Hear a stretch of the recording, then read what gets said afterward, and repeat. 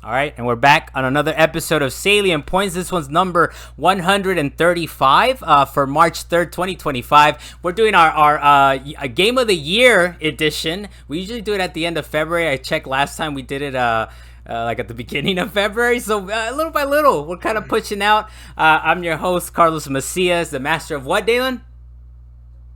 All water bottles in existence. Okay, that's reasonable. We got Dalan Kirkwood from up in the mountains, of course. And my brother, Jonathan Macias. I don't think you've been on this podcast before, right, Jonathan? Or have you? It's first time? No, I haven't. Okay, long time listener. We've commented on many of things. So it's a long time, what do they say? A long time listener, first time caller. Welcome aboard, sir. We're keeping it with, I guess, sort of the tradition of once a year. Who knows, February, March, but it's basically the Game of the Year kind of edition of Salient Points. I can't exactly promise we'll come back to any sort of regularity anytime soon.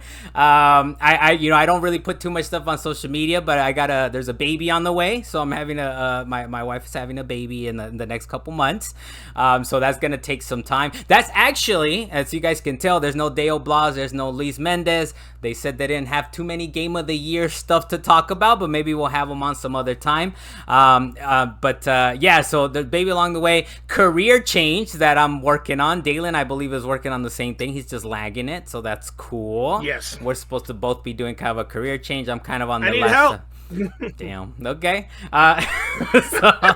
And also, you know what the cool thing is? Me and Jonathan are going to Japan at the end of this month, so I'm sure we'll have some stuff. Maybe, you know what? Maybe that's what we do, Jonathan. Maybe we could do some recordings while we're out in Japan. I'll take the little recorder and maybe we could make something happen. I don't know, no promises. But maybe you gonna be a content possible. Creator, Carlos? When did this happen? We've been trying to do it. We just quit, you know. So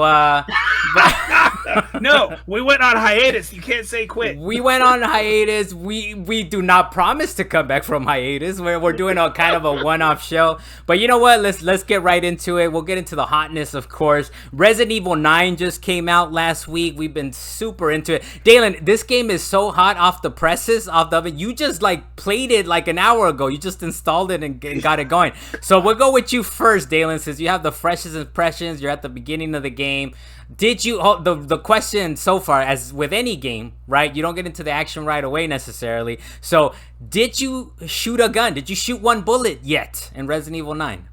That was my problem right off the bat, because I was hoping that like having a whole hour and a half to be able to get prepared to at least play some of the game, I'd be able to find out what it's like to actually shoot a gun. An hour into the game, I'm still like, I haven't shot a gun. But you know what? I guess I was moving a little slow and walking around and looking at all the stuff. And I probably slowed myself down. But that opening is still kind of long when you're like, I just want to shoot something. Yeah. And you don't get that right away. But then when you get to shoot something, it feels longer than you want it to be, right? When you're trying to get to it. We gave you a deadline. We're like, we need to get this recording happening, you know? So you only have so much time. And you just got it off a GameFly. Is there any particular reason why you didn't buy it, Dalan? Or, why GameFly? This is a day one purchase, man. You wait for that unlock. Because I'm already paying for GameFly, and I still got... It is about money. I paid. You cut off a little bit on my end, or something like that. But you basically said it's about money. That's fine. I got my audacity. Yeah. But I pay enough money to get my games monthly, and so I'm fine. I got the game. I get to play it. I'm gonna be all right. I'm debating on buying that DLC that comes with all the costumes, but that's just unnecessary money out of my pocket. Because right now I just want to play the game. So far it's impressive, though. So far you could see the hype. You could see that the hype is real for it. I could see that the hype is real, but I think this is one of those games that actually would be better on PC. Simply because you don't get all the graphics that's originally built into it right off the bat. Because you could see all the comparisons online of just the reflections alone. Yeah. And I was looking at my reflection in the game, and I was like, I don't even see the character.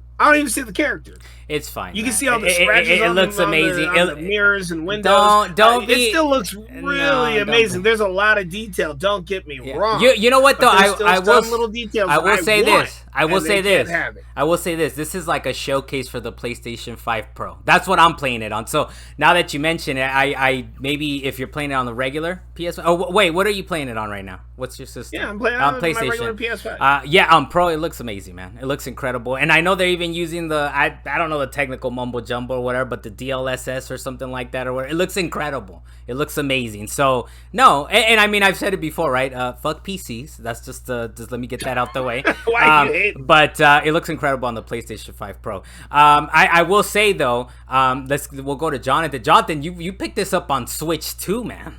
How is that experience? How is that? How is that been? Degrading experience? Well, hold on. It hasn't been a degrading experience. You know what? It's not bad.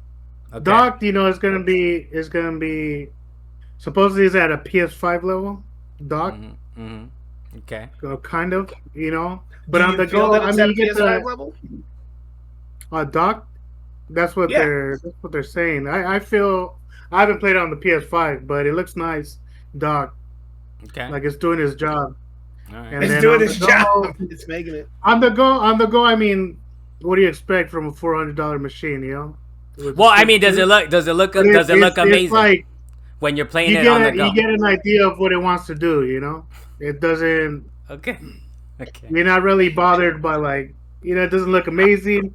You get the idea of how it could look. Damn, I was honestly thinking I've seen. It looks nice. It doesn't look like nothing out of the water. Okay. It cracks me up the way that you describe it, Jonathan. It makes it sound like the graphics on the Switch 2 are almost there. Yeah. But it doesn't quite make it. You know what? I kind of want to see it now. Next time I go over, I want to look at it. I want to, because, the things you hear online is, of course, it's not the most perfect, amazing experience, but it's an on-the-go experience, right? You're gonna understand that it's gonna be a little lower. But so how have you been playing it? You've been playing docked or portable? What have you been playing? Both on the go and then docked. Okay. Now is the trade-off that you have that ability to take it on the go? Is it worth the downgrade or the potential downgrade of what you think it's going for? Like you said, these are, is it? I mean, I don't mind it. From playing on docked and then on the go. Yeah. You get to advance on the story or whatever, Yeah. I'm still happy. That's nice to have that on the fly aspect. It slows down a lot, Okay. All right. We're hearing all kinds of everything's coming out in the open now. I was thinking a little bit of a downgrade. I was thinking he was gonna say this is very impressive, but he's like, nah, all right. It doesn't sting. It could do better. It's giving it a shot. Okay, all right. You know what? As far as I guess for me, like I said, it looks amazing on the PlayStation 5 Pro. It looks smooth. It runs beautifully. I know you're like, I'd rather play it on PC. I think that this is the thing with this game, right? Is playing it on the lower end. Of course, it's gonna be the Switch 2 version, portable edition, from what I'm hearing. Then you probably have the base PS5 version, and then you have the PS5 Pro version, which is really taking advantage of all the bells and whistles there. It looks incredible to me. On the and that's you guys can look it up, all the comparisons. Digital Foundry, as you guys know, does amazing stuff with that. For me, on the gameplay side of things, I think it does something really incredible. It's really up there already in February, well, now in March, right? But February of 2026.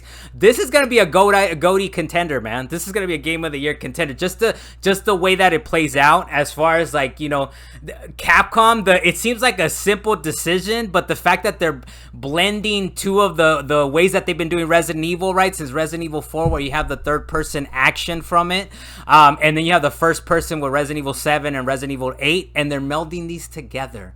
And the fact that you have the spooky first person version, and of course keep it that way, they give you the option to do third person. Don't be too scared about it.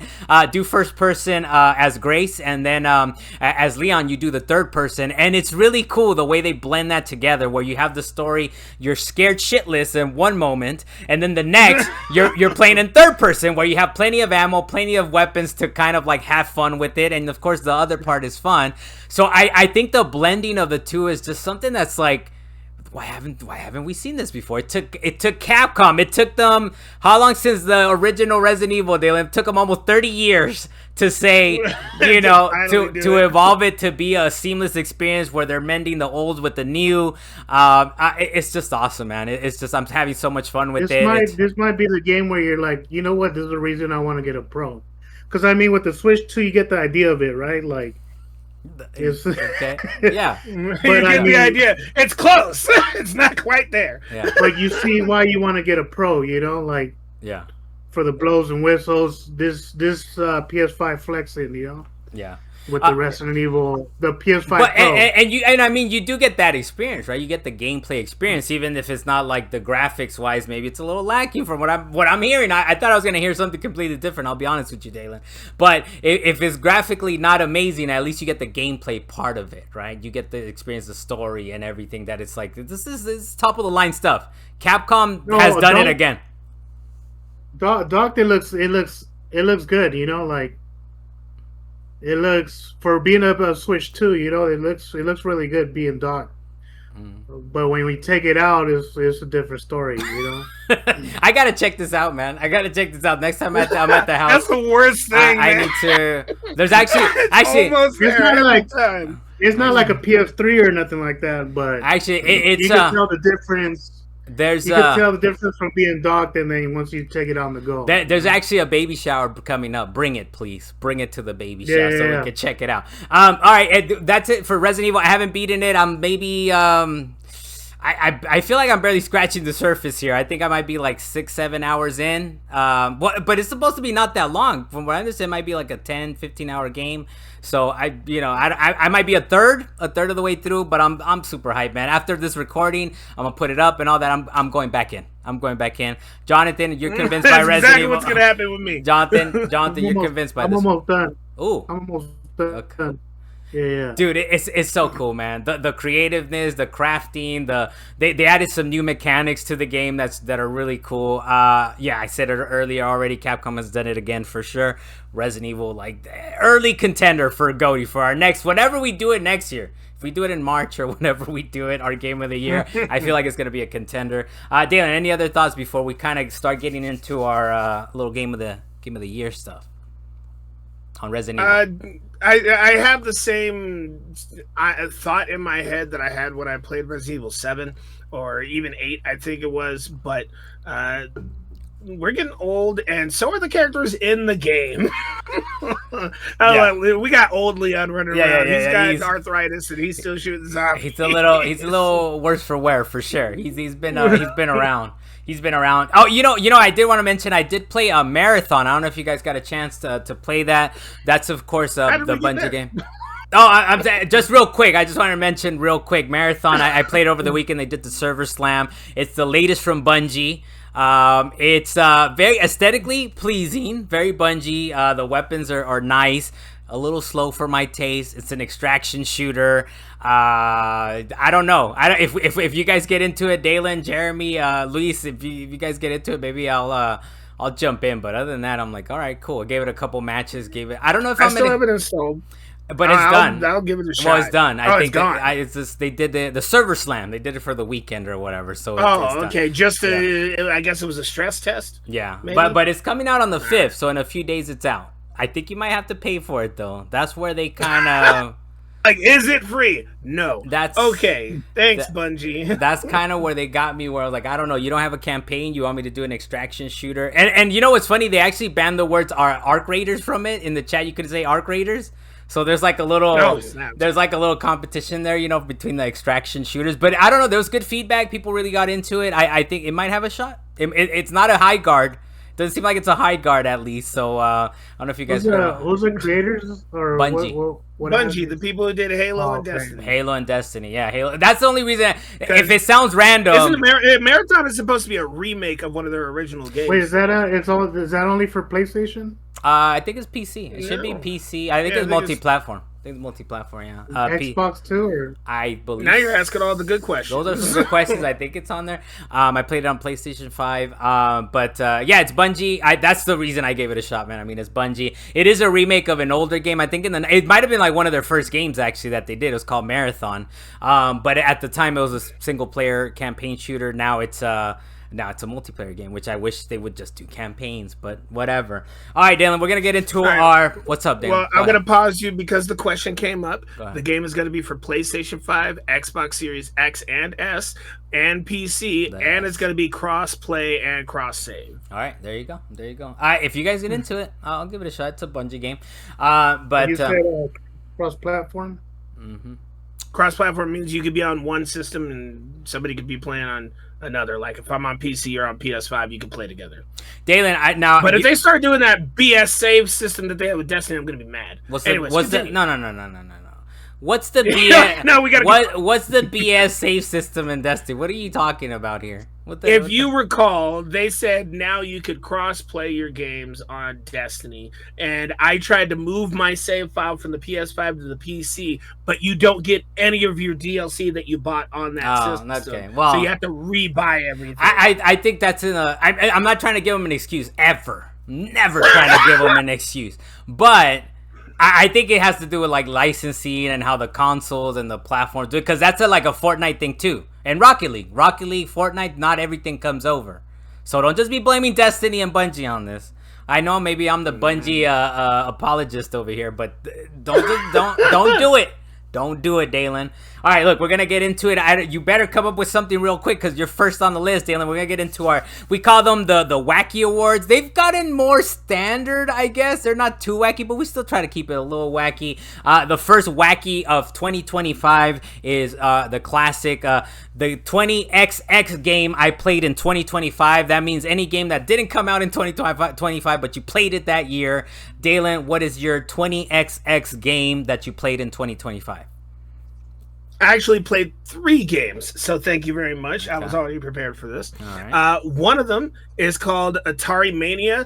It was a sleeper, man. I was not prepared for how good this game was. It was super addicting. If you love Atari games, it is an amalgamation of Atari games slammed into like a little space. Think Wreck-It Ralph, because you are the museum I want to wreck it. guy. Yeah, you're the museum guy trying to keep all the video game characters in order, but there's a virus going around messing everything up. Okay. And so you're jumping into the games in order to actually save the characters themselves, and you have to continue to do that throughout the entire museum. So it's actually an honest-to-God awesome game. I highly advise playing it. It's not that expensive. What platform, what developer, what are we... I don't know. It's Atari is the developer. I can tell you that. Okay. But for the rest of it, can't tell you. I know that I'm playing it on PC. So if it's on any other systems, I can let you know later. What else you got, Dalan? After that, Level Devil. I was playing Level Devil. That is definitely on Steam, so you can play it on both Xbox and PC. That game is actually still being built, but it is a fun game that will immediately mess with you the whole time. By the way, I'm going to let you know, both of these games are like 16 8-bit games. Did they come out in 2025? These are indie games that came out in 25. Are you cheating with the award, Dalan? No, sir. This Atari Mania came out in 2022. I checked. Okay. And then Fair. Level Devil came out in 2024. I checked. Okay. I'm like, why are you bringing up new stuff when it's about old stuff? No, this is not new stuff. This is new for me, dog. Okay, all right. Okay, so those are your 2 that you play. Oh, you said you got a 3rd one, right? Well, yeah, I got a 3rd one because I'm going to shout him out right now. Jeremy Lowe, our friend, he got me on a game called Fights in Tight Spaces, and I thoroughly enjoyed that game. That game came out in 2021. That's probably the one with the most high graphics out of the 3 that I just mentioned, but it's honestly a fun little tactical game. So if you like a little tactics game that has a whole John Wick feel to it, playing Fights in Tight Spaces. It's the one that has the most graphics, Dan. That was your descriptor. Yes, it has the most graphics. The highest quality. Has the most graphics. It has all the pixels. Okay. All right. Jonathan, what's your 20XX game that you played in 2025? What do you got for us here? First one is Hollow Knight. Okay. I was trying to rush through it before Silksong came out. Yeah. Amazing game, man. But It's it's just smooth. too hard. It's too hard to rush through it.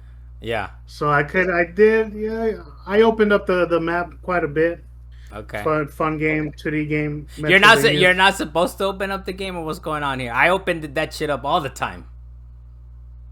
No, but I mean like the map, like it takes a while to get through it. Daly, you saw that too. That wasn't a glitch, Daly. He just stopped talking. I got it. I got it like what do you mean? That's what I was thinking about. But you're talking about. Well, give him a chance, Dalan. All right. I got it like a week before Silksong came out. Oh yeah, but I was having fun with it, man. Trying to rush through it, but it's a fun game. It's man. a big map.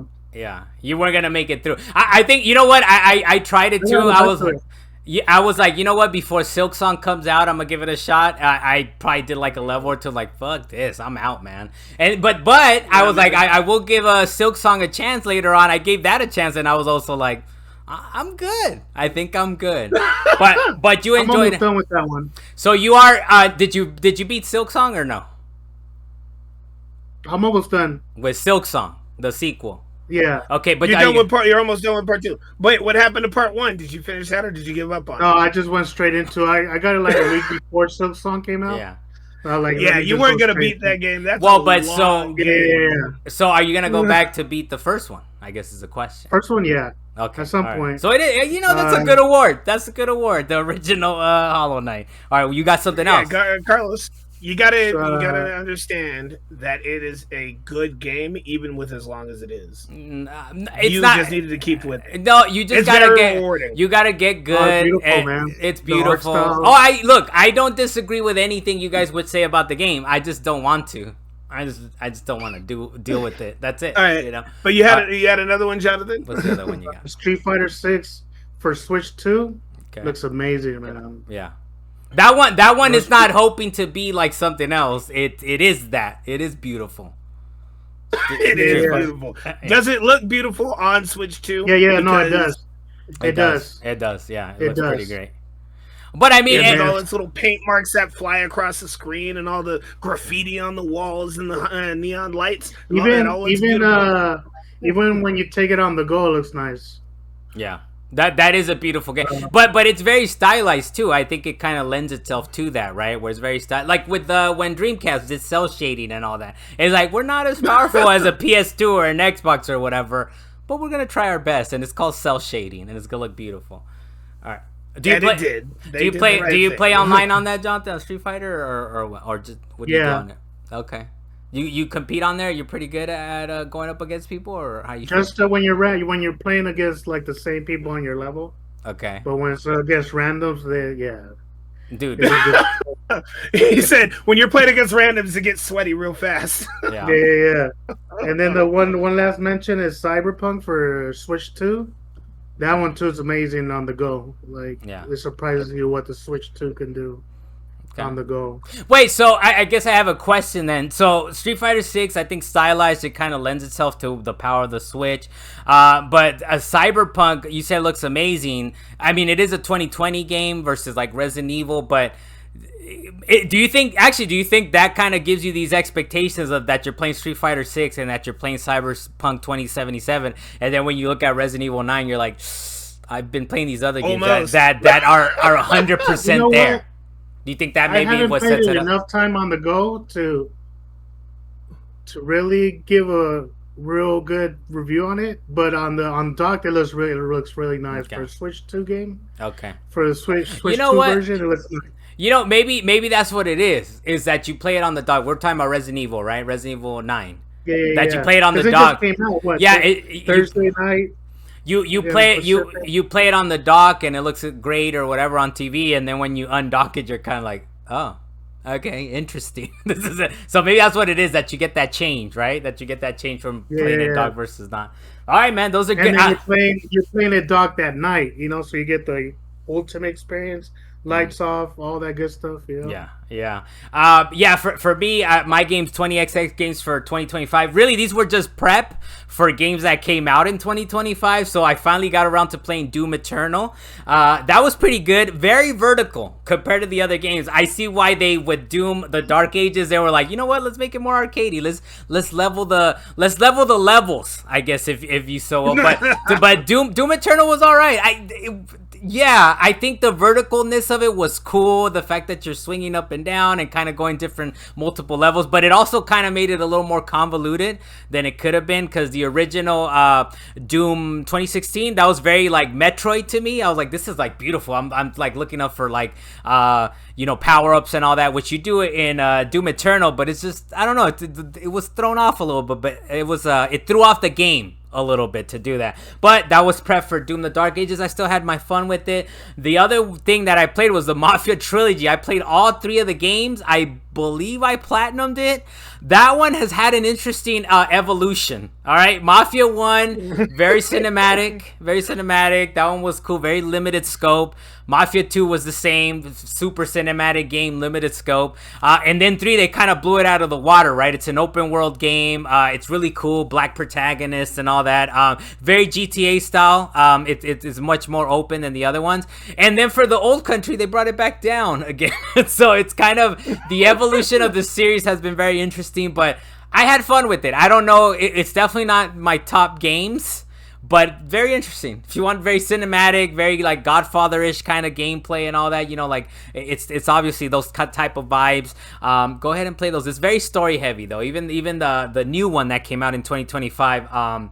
Was it the old Mafia or whatever it's called? Very heavy Old story. Country. Old Country. Thank you, Dalan. The Old Country.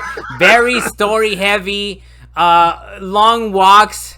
Not down the beach, but down like the countryside and shit. And I'm like, oh man. And then you have to like crank the car on. I'm like, can you go ahead and turn on the car? I'm like, okay, let me get off this car and turn on and crank the fucking gear shaft over here, whatever it is. But so that's, I guess those are my games for games in 2025 that from 20XX 2020. Yeah, those are not high marks. Doom Eternal maybe. What's up, Dalan? Atari Mania, PS5, PS4, and Nintendo Switch. Okay, there you go. Dalan, our favorite, I believe, of the year. Well, one of our favorites, because this means if you get the Frictionless Award slash Ratchet and Clank Award, that means it was a smooth gameplay, low loading times, gets you to the action quick if you die, that kind of stuff. It doesn't have a strict criteria, but it's got to be smooth, all right? So your Frictionless Award for 2025, Dalan, what is it? Let us know. Ninja Gaiden Ragebound, 2D platforming game, but that game was excellently smooth. I would go fight a boss, die, and it would immediately click a button. I'm up and running for it again. Yeah. Carlos, you know exactly what I'm talking about. I played this game. I platinumed it. I actually platinumed this game. So for me to like this type of game that is hard as nails and the fact it has to get you in the action right back to it. Beautiful the whole way. All the fire that's actually around you, getting shot at all the time. So I hate it when things hit me off screen, but other than that, it's still an excellent game through and through. But it's not cheap though. I think it's like 10 stages or something like that. It's like 8 or 10 stages or something like that. It takes you. It's not a long game. It still takes you a little while to get through it though. I mean, just because you're gonna be dying. That's only because you're dying. That. Well, yeah, but it's not long. Yes, you're right. Like technically, it's not a long game, but you're gonna be dying quite a bit. That game, it was excellent, man. That was an excellent little 2D action game. We definitely we ate well. We ate very well in 2025. Ninja Gaiden Ragebound. All right, Dale, that's a good one. Okay, smooth gameplay. It has to get you back into the action for sure. You know what? That one had an amazing soundtrack to it. Oh yeah. Oh, it did. I think at the same time you were Jonathan. You were playing it and Shinobi or something like that. Didn't you play both? You know what? They came out like they came within weeks of each other. Yeah. And then I picked that over Shinobi. Shinobi looks nice. I haven't gone back to it, but I made sure I beat Ninja Gaiden. Ninja Gaiden. You're like, nope, gotta do Ninja Gaiden. This is Shinobi, it's real nice. Ninja Gaiden, a must. All right, that's a good choice. Yeah, I like that. Jonathan, what's your Frictionless Award for 2025? I gotta give it to Donkey Kong. Bonanza, Donkey Kong Bonanza. Yeah. There's a lot of Donkey Kongs out there. You gotta Donkey Kong specify what you talking about, dog. Yeah. That Bonanza. Well, okay. Well, what made it frictionless? Oh man, just destroying levels. That's nice. pretty much it. What more do you want? Okay. What more do you want? No, I have to levels. agree with Jonathan. I played that game for 10 minutes at your house, Carlos. You were like, Dalan, try this game. Yeah. And I picked up the game and I just smashed through I don't know how many stories of rock to go to the most bottom level, and I got you down to the water, and there was a floating island above me, just a gigantic hole in the floor. And I was like, all right, this is what I did, and I like being around here. I'm just smashing whatever I can. Oh, dude, you can bring no story. Don't care what's happening. You can bring down any level down to the studs, down to bare minimum stuff, So it's they did something special with it, man. They did look. You guys brought up some good ones. I will admit these are pretty frictionless. They're pretty up there. But I think to me the most frictionless for me was definitely Doom: The Dark Ages. Super arcadey game, super fast, super quick. If you died, you're right back into the action. There's no time to think. Sometimes they make you think though.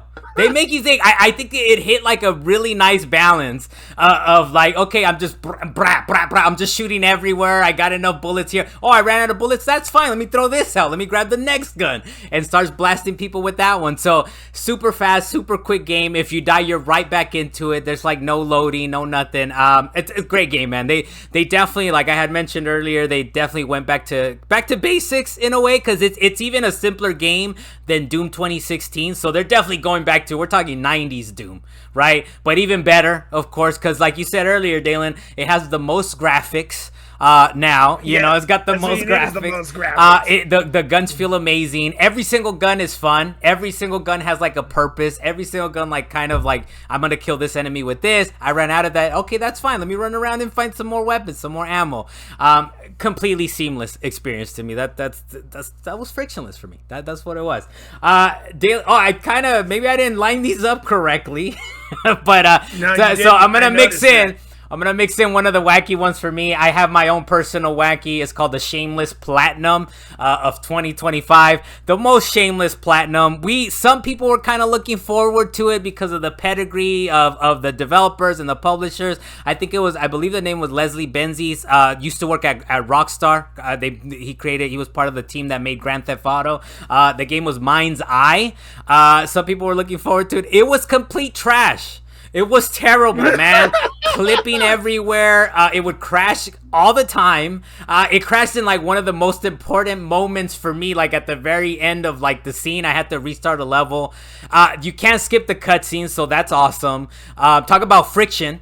This is complete friction gameplay. But at some point I was let me try to play it on normal, and then I was you know what, I'm gonna put it down on easy and platinum it. The platinum is super easy. You get trophies just for beating the levels. I think there's a couple sort of skill based trophies, but not really. It's just jump around here and you'll get it. So that's my shameful platinum. I platinumed this game. It was a terrible game. You know what you made me think of when you said that? And you I was got a shameful platinum at some point in a different category, but I'm going to put it here. Okay.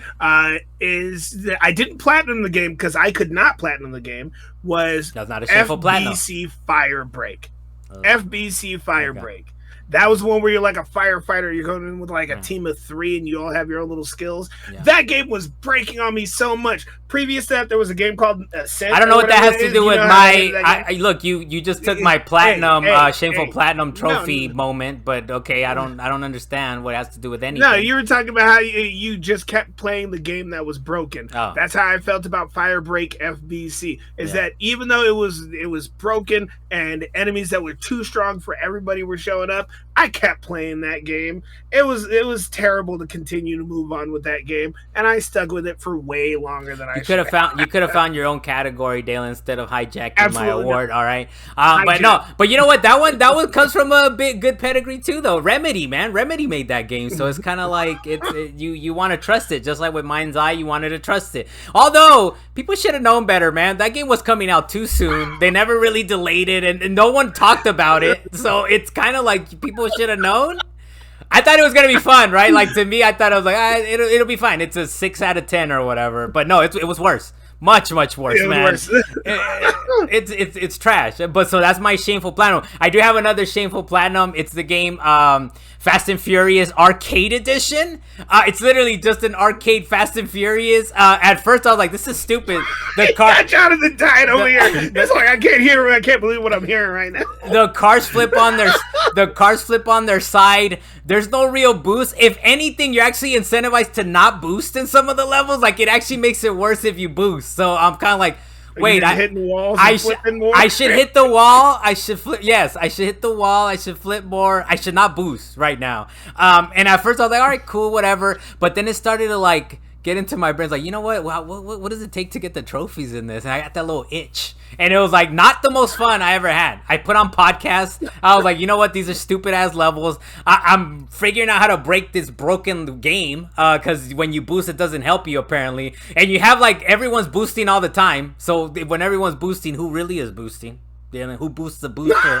You know what I'm saying? But yeah, when everybody's special, nobody's special. That's exactly. That's my other shameful platinum. I did platinum that game. It took a little bit of work. That one took a little bit of work. It's not as shameful as MindsEye because MindsEye was trash.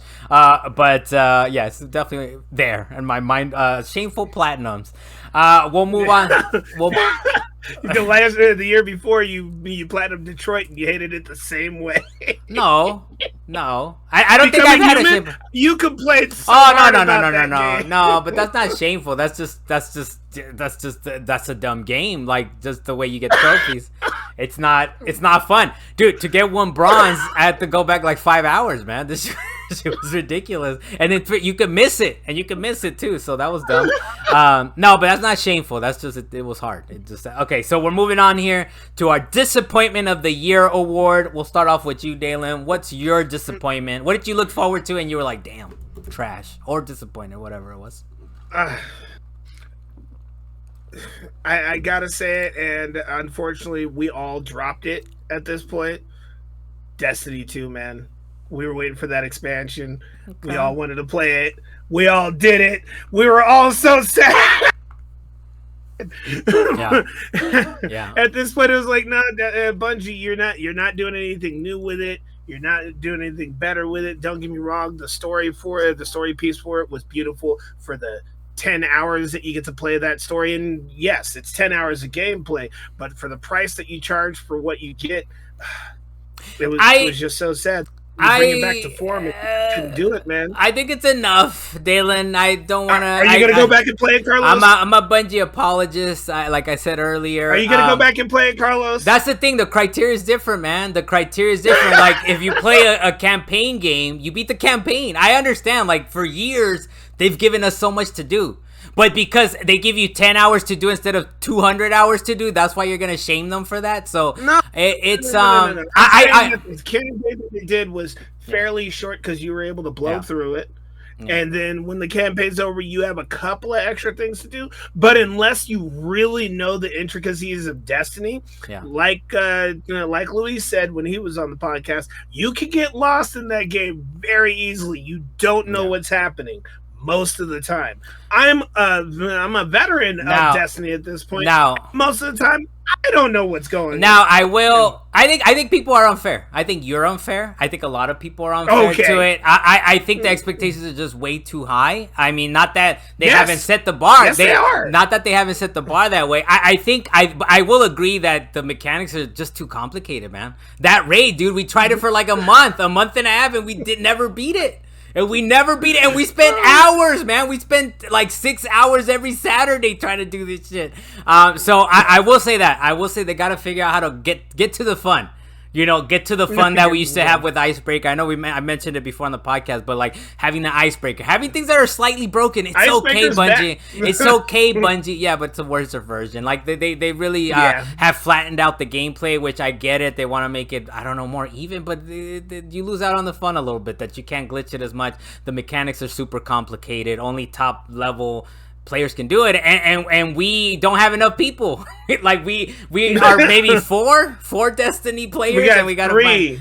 So 3 regular Destiny players. And so we gotta pick up sticks for everybody else. So some of it, I think, is definitely a skill issue. on us. That's some of it is a skill issue, but some of it is on Bungie that it's just too complicated. As far as the campaign, they're all right. They're decent. I think I don't know if you get exactly your money's worth, but it's a campaign that you're gonna play to level up to eventually get to the raid. But I accept it. Campaign, But I accept it, Dalan. If you're disappointed, no one can take away your disappointment. All right, on this. It was all right. disappointing. I hope they make a good comeback. I know that they started to make a bit of a comeback with their Star Wars one, the Renegades expansion or whatever it is. But I didn't even touch it because I was too upset. Yeah, I mean, if Marathon really takes off, dude, they're moving on to Destiny 3 at some point. At some point, right? They retool it, they come back to it, whatever. Jonathan, what's the game that maybe you were looking forward to in 2025 and you were like trash or disappointed or whatever it was? You know what? It's gonna hurt to mention this one because the story, like once you're doing the story stuff, is amazing. But there's a part of the game, Metroid 4, like, dude, why is this motorcycle part this, bro? Like, why? Oh, the shot! It ruins like the whole fucking game. Like, it's Jonathan, so pointless. You just shell shocked Carlos right now. Like it's acceptable. I mean, it's acceptable. It's acceptable. And then I saw like kind of like the backstory on it. Like I think the studio got like Nintendo's like, yo, finish whatever they started, just finish it or something like that. Yeah. But dude, that oh man. Hey, look, it just ruined it. Look, it's terrible. The desert. There's no excuse for how terrible the desert is in Metroid Prime 4. So what happened is what you're referring to is the fact that there was actually another development team, and I think they had rebooted the game like twice, and then eventually they came back to the king. What was it like? What's the scene in Marvel, Dalan, with the purple guy? He says, you went away, but then eventually you come back to me. The ring guy. Thanos, right? Isn't that one of his things that eventually you come back to me or something? That's really what it was. It's like Nintendo said, all right, Retro, which is the original Metroid Prime developers, is like, make it. And you know, Retro looked at it and they're like, you're giving us trash here. This is just trash. and Nintendo, and you know what? They did the best they could, man. They did the best they could. All right, with the game, the fact that they dropped this on their lap and they were like, okay, we'll try to fix it. But that's fair, man. Okay, but it ruined Metroid for you. Metroid ruined the game for you. It had no. It had very little purpose in the game. It was very. Like if you take away that and then just give me the main story, I'm fine with I'll like fast forward to the other levels, whatever. Yeah. Without driving to it, I would have took it back, you know. But hey, look, to be fair to Jonathan, the whole game is not disappointing to him. The only thing I think he's saying it ruined it, though. No, I think he's saying it ruined it. It ruined the whole game. That's what he's saying. It kind of ruins the experience because, like, dude, I don't want to drive through the. And then you got to pay for the music on the. It's but fair. That's the only part of the game that you don't like, right? You like the rest of the game. It's just the motorcycle. Let him. It kind of taints the experience, you know. Like let him have his disappointment, Dalan. Let him have it. All right. That's what I gotta kind of defend. But all right, I'll let you. Let him have it. But it is, you know, it. The thing is, if you play the other Metroids, they're not really open world games, right? Like they're Metroid games. You're exploring, you're leveling up, but it's all put together, right? So this is what I'm saying. I think Nintendo put this on their lap. And they're like, this is an open world game. It's like, well, fix it. Do your best. But we need something open world here. And they were like, it's going to be trash. And Nintendo said, fine, we'll do it. We'll drop it in December. We'll drop it in December. We'll drop it in December. We'll drop it in December and send it out to die. It's fine. All right, so okay, that's fair. It is a little shocking. It's a little shocking. You guys will find out why later, but it's a little shocking. But that was a hey man, you're entitled to it. This is your award. This is yours to give. For me, the disappointment of the year is definitely Call of Duty Black Ops 7. The fact that every year there was one year we talked about it before, they didn't do a campaign, and they kind of goes up and down as far as the quality of the campaigns in these games. 2 years ago, it wasn't that great. It was already, they were kind of leaning into this, but they finally up and did it. They fully went co-op, Destiny-ish, Dalan, Destiny-ish, where you kind of are 4 players, and you can't play by yourself. You have to play with somebody. I try to do it. You can't. You're gonna die. You're gonna go down. No one's there to pick you up. All right. The whole game, it has to be played in online co-op. I was like, this is terrible. I did join up with randoms. I played. I beat the game. It's all little tiny objectives. It's not really like a true campaign. It's kind of terrible. And at some point, you know what? I took a nap. When I woke up. I had beat like 2 levels with 3 other people. So, and you know what? I didn't even care to go back. I didn't want to do it. So, I don't know. I hope they learned from this. I don't know. The sales were down. Battlefield 6 definitely took their lunch this past year. That's just, it's really bad. It's Call of Duty Black Ops 7. I hope they come back from it. They can. They have a chance. I think they said they might even be taking a year off to kind of regroup and think some things through. So we'll see what they do. But for sure, this is like one of those games, I've mentioned it before. It's like my summer blockbuster type of game. Like, I know it's not gonna be the greatest, but it's gonna be a lot of shooting. And they took the shoot because I had to hang out with other people I don't even care for, don't like. I don't know who they are, right?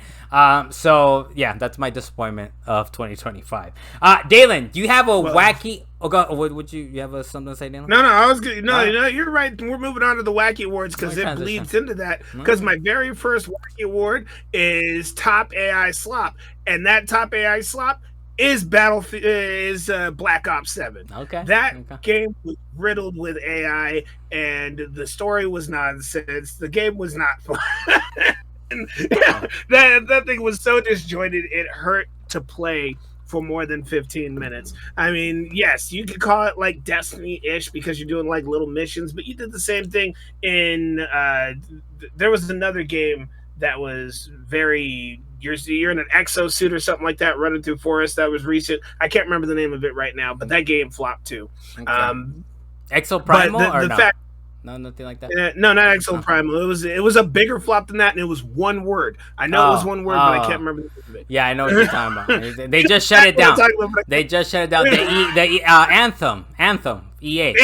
Yeah, Anthem. You got your little tiny things that you got to do, like Anthem and Destiny, but Black Ops 7, it was the worst experience that I had playing that game. Swords were coming out of the sky and shadow monsters were floating around places. That would have been kind of wacky, kind of fun, but it just wasn't. You know, it just at some point I thought I was playing Scarecrow from Arkham Asylum. It was not that great. It was just not. It was did Activision ever come out and comment on it, or they're like, fuck it, they just let that thing ride. They let it ride, and it just took all the flack that it could. Now it's just a big bubble of, no, you did the wrong thing. Well, no, I think I didn't even touch it because from hearing from a mixture of Twitter and you guys, or Zeets, and you guys just shitting on it, is like, I don't even want to touch it, you know? Yeah. Because it's still terrible. It's still terrible. Yeah, it wasn't great. I think they did address it because some of it was like they were saying, oh, the AI is just for certain things. It's like, bro, no, you threw it in a lot of shit here. Like, let's not. Let's be real here. Let's be real for a second. You threw it in a lot of stuff. We threw it in a lot of stuff over here. Dalen, you have another Wacky Award here, though? Kind of throw them back to back here? Yes, my other Wacky Award is going to be a lot shorter because there's going to be a lot of people that don't even know what it is. I know I've said had the same award a couple of years, and it's the game that no one asked for. And this last year, they came out with Bubsy in the Perfect Collection. Most people don't even know what Bubsy is, and they tried their best to try and go 3D and then turn back and go 2D again. And it's still not a good game. They tried so many times. Nobody asked for this game. Yeah. No one. Not even the developers that were making this game asked for this game. They just made the game. They're probably like trying to cash in. Yeah, they flopped it again. They're probably this will do something. This will do something. It did not do anything. But Dan, did you even play it? What are you? Or you're just hating on it to hate on it? Is that what's going on? I played it. No. Oh. I played it. I didn't beat it because it was just going too far back. Did you games that were much better to play. Did you GameFly it or something, or what's going on here? Yes. Okay, we don't need to go any further. That was a suspect way to say it. No, I didn't GameFly it. I I had a free copy of it for a short period, and then I got rid of it. Okay. All right, so we're gonna move on, Dalan, and you're up next. Oh, actually, you know what? We'll do Jonathan. We'll do Jonathan just to mix it up a little bit. But so what's your for 2026? What's the game you're most looking forward to, Jonathan? What's the one for this year? I know we're already 3 months in, so but what do you got looking forward to? I think it's obvious. GTA 6. Yeah. What? Okay, so what? That's pretty much it. That's all you need to say. The moment you say GTA 6, you're good. Yeah. There are people saying that there's I forgot the name of the company, but there's a company that likes to help make the story for some of these games, and one of them at this time is GTA 6. Being that I want to say woke, but that's not the word I want to use. But they're trying to make it so. Woke is a good word, but they're trying to make it so that the LGBT community and all the other communities are more prevalent in a lot of these games. But at the same time, they're forcing players to do things that are way outside the wheelhouse of the game, and it's ruining other previous games. Like one of them was Forsaken. They changed the way that the game was played entirely because of the way that this company interfered with it. I can't remember the name right now. If I could remember. Dan, what Dan, what does that have to do with GTA 6 and Jonathan's hype for it, man? GTA 6. Hey, you can be as hyped as you want for it, but I hear that the story is getting ruined because that company is interfering with the way the characters are moving. Dalen, you haven't seen the trailers, man. There's booty clapping like 3 seconds. There's 3 seconds. There's alligators. There's trucks. There's alligators chomping people out. I don't. So what do you? Come on, Dalen. Don't believe the internet, man. Don't believe everything you hear, dude. Like there's like things happening in this game that have been happening throughout the entire series. Right off the bat in the trailers. GTA for me is GTA 6 as well, man. I mean, it's been since 2013. Is 2013. It's been 13 years since we got the last Grand Theft Auto. So I'm pretty hyped for it. It's the campaign, of course. I'll dip into the online and all that as we have, but really, it's the campaign for me. I've always enjoyed the campaigns to these games. I'm super hyped for it. It's in Miami. I was actually just in South Beach last year. And it was like one of my favorite games is Grand Theft Auto Vice City, and it's like Vice City coming to life. And now with the most graphics, as you said earlier, Dalan, the most graphics, we're gonna get it, so it's gonna be even better. Not pixelated cloud hair, but it's gonna be better, even better. So yes, of course I'm hyped. I do have a couple runners up though. Wolverine. Marvel's Wolverine or Insomniac's Wolverine, that one's looking kind of nice. And also the one that's a little closer to release is Lego Batman Legacy of the Dark Knight. It's kind of nice, man. I always like the little Lego games. I don't know if it's co-op, which I don't know. I kind of like playing co-op with my daughter, and I think it might be a single player, but either way, it looks amazing. So that's my runner up right there. Dalan, what are you most looking forward to, man? I actually had 2 games, and both of them were actually recently announced, as a matter of fact, and I was super hyped for both of them. As a matter of fact, previous to this, it probably wouldn't have been GTA 6 that was up on my little list, but one of them is Castlevania Belmont's Curse, because I'm just a fan of the Castlevania games. Is that coming out this year? Is that coming out this year? It's supposed to come out. It's supposed to come out in like November or December of this year. Okay. So yes, it's supposed to come out this year. All right. Nice. So I'm definitely waiting on that. And then the other one is because I love the game so much, Kenna, Scars of Cosmosa or Cosmora. I can't remember. I don't think that's coming out this year though. Now I will fact check it right now. Jonathan, this is what I've been dealing with, man. You said I don't think it is. Now I gotta check. This guy just like coming 2026. Right? They said 2026. Okay. Do you believe him though? Supposed to come this year. Okay. How about this? Yes. Ember Lab is pretty good about dropping their games on that relatively good period. I'll give you the benefit of the doubt. I'll give it to you. All right, I'll give it to you. All right, that's fine. I'll give it to you. All right? But I hope it doesn't get postponed. It doesn't go the way of Prince of Persia. I think it's gonna get pushed. I don't think it's gonna go the way of Prince of Persia. That was rough, man. That was a rough roller coaster of emotions you have to go through for a while.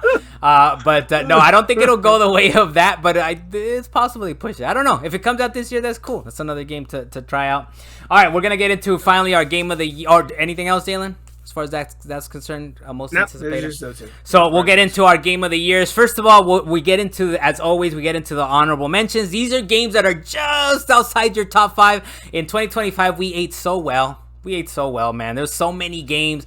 This year, it's, I mean, we got Resident Evil 9. We just talked about it at the top of the show. But I think 25 is a big one. I don't know if 26, I mean, we have GTA 6 this year, but I don't know if it can beat last year because we ate damn well. Dalan, what are your honorable mentions just outside your top 5s, man, for 2025? All right, I'm going to run through them fairly quickly because most of them are re-releases of games. One of them being Final Fantasy Tactics Ivalice Chronicles, because Final Fantasy Tactics has always been an excellent game, and they re-released it on PSP for it was called War of the Lions at the time, where they updated some of the visual graphics, but then they wanted to update the audio graphics and combine them together, and they re-released Ivalice Chronicles. You could make it like the old games if you want to play it with the original typos. There was another re-release. It was on PSP, right? The War of the Lions that was the one I was just talking about. Yeah, on PSP, right? So yeah, War of the Lions was the one on PSP, and then of course there's this one, and they combined the correcting of the spelling of stuff and updating the audio and the visuals and giving you cutscenes. So if you play the Ivalice Chronicles now versus the original Final Fantasy Tactics, it's a huge difference, 100%. Did you pick this one up? I highly advise it. You picked this one I bought up? this game. Okay. I bought this. All game. right, you're gonna finish it. Maybe it'll be your 26 20XX game of 26 then, right? Like, or for next year. I got a couple of games that are gonna be on that list, but this is definitely gonna be one. I went back to play Doom 2016, so that's gonna be on there. All right. How do you like that one so far? You like that one so far? Doom 2016. If I could put that on my list of smooth, yes. The problem being is that I started playing it in January of 2026. I thought you were gonna say your problem is that they put in a desert level, like they put a desert you have to run through with your bike. I thought that's what was gonna be no, running through the. All right, now you got me on this. You got me back to it. I was gonna let it go, but running through the desert on my bike was not my problem at all. My problem was collecting so many of those damn little green crystals to try and move on with the game. I felt angry about it, and so did everybody else, because there was a finite amount of green crystals. If you missed one, you had to find a little speck out in the sand that is not on your marker whatsoever. You guys are making me defend a lot of shit this episode, which is fine. That's fine. Wait. No, hold on, Carlos. As a plus, Metroid Prime 4 is on my honorable mentions. Okay, Dalan. Right side out of my list. Okay, Dalan. But I will say, those little green herbs or whatever, you at some point get a radar till it shows you exactly where to go on those, and there's more than enough. Yeah, you get a little ping. And there's more than enough. No, but what made me upset more than the little green crystals was the scanning of everything. They turned it into, was it Pokemon Snap, but harder. And things are really tiny and super far away that you need to try and find and take pictures. I'm like, I'm not going to do this just so I can see her take off her helmet. No. I scanned the crap out of everything. The only problem for me is I didn't scan everything at the beginning, man. And you can't go back. You can't go back to those intro levels. But I scanned everything else. Everything else I scanned. I had plenty of fun in this game. Okay, so you have Metroid Prime. Is that all you have to say about Metroid Prime 4? Those are my 3. Okay. All right, that's outside of your top 5, right? Anything else on Metroid Prime 5? That's all that kept it was the green 4. crystals. We don't have 5 yet, Carlos. 4. You're jumping ahead. So of the game. Metroid Prime 4, what kept it out of your top 5 is the crystals and the desert parts. No, what kept it out of my top 5 is I had 5 more games that I enjoyed more than that. Okay, all right, nice. I'll take it. Jonathan, actually, I'm sorry. Up? You're right. I do have one more thing to say because I blew past it because you brought up the freaking motorcycle. Capcom Fighting Collection 2. Simply because those games are fun and they need to be played more and they need to be updated. Let's do it. We can play those fighting games online. All right. That's all I got to say. Thank you. Move on. Jonathan, what are the games like right outside your top 5? Or I think you might only have one, right? Or I don't know if you thought of any more. I just have one. Okay. That has to be Kirby Air Riders. Okay. I think this is gonna be one of those victims of time release, because it's Man, there was too much stuff going on when that game come out. Yeah. And to Are get you talking about a blast radius or things in the real world? No, I mean there's a lot of games. I mean, There's a lot of games. There's a lot of games. The games that was coming out around that time. Yeah. But yo, that game is fun. I could see like the kids being I think that's the game you want to show off the Switch 2 with the homies, you know? Like here's 4-6 controllers. Let's play race on crack, pretty much. I tried. Once again, you hit it with a second mortar, man. I tried Kirby Air Riders. I tried to get into it, man. Dude, all you press is A, man. All you do is keep tapping A, holding down A. That's all you do. That's all you do. I thought there was more, but that's all you do, Dalan. All you do is press down A, let go. You steer, but you steer and press A all the time. You just press A all the time. Anything? Do you get? You do. You guess what? Guess what you shoot with? A. You keep shooting. You drive with A. You shoot with A. Everything is A. All right. You drift. You drift with A. Everything is A. Everything is A, and you move. I tried, man. I tried. I just couldn't do it. Sounds complicated. But you know what? The thing I respect about the developers on this game, though, is that the people are like, "Oh, you're gonna bring down DLC because you know that's expected. Are you gonna like do some more?" And the guy, which is damn, I forget his name, but he created a Smash Brothers as well. But he's like, "Nah, it's complete. That's it. That's all you get. We're not doing DLC, no nothing." I was like, I can respect that, man. I can respect that, man. Talk about that's it. That's all we're doing. All right. It made me think that you could probably take this game and put it on iOS or the Samsung or whatever it is, and you could make it very simple to play. You just got a one button press the whole time. I think it could become fun in the wackiness of it. You know, like yeah. Which is like friends or family reunion stuff like that with the kids or something. It could. I see it being. Have 16 people in one room on one screen trying to play this game. It does have wackiness. There's plenty of wackiness factor to it. I just could get into it, but that's fine. Anything else, Jonathan? It's Kirby's outside your top 5, basically. Yeah. All right, so for me, I got a few. We ate very well this year, and this is like I have a whole bunch of games right outside my top 5. It was a little hard to kind of bring it down to that. The first one I will mention, I'll try to keep it quick, Dalan. The first one is Ghost of Yotai, or Yote, however you want to pronounce it. That one was damn good, man. It's really good. It reminds me of the original. Ghost of Tsushima was excellent, of course.